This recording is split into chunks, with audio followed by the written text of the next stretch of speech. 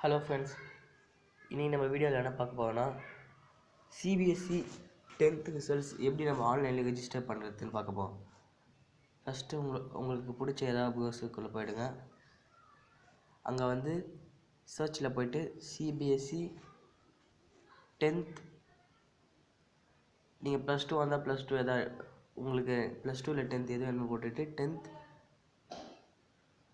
Results date அப்படின்னு type பண்ணிட்டு search கொடுத்துடுங்க.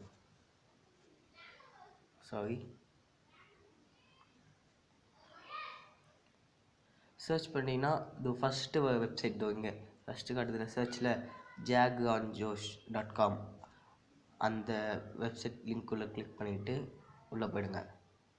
இங்கே இதில் பார்த்தீங்கன்னா உங்களோட roll number, name, mobile number, email ID, நீங்கள் ஜெண்டர், லொக்கேஷன்ஸ், உங்களோட சிட்டி, உங்களோட நீங்கள் என்ன ஸ்டேட் அப்படின்னு கிளிக் கொடுத்துட்டு நீங்கள் என்ன கோர்ஸ் அடுத்தது எடுக்க போகிறீங்கன்னு சொல்லிட்டு அவங்களோட டேர்ம்ஸ் அண்ட் கண்டிஷன்ஸ்க்கு இது பண்ணி நீங்கள் சப்மிட் கொடுத்தீங்கன்னா இது போய் ரெஜிஸ்டர் ஆகிடும்.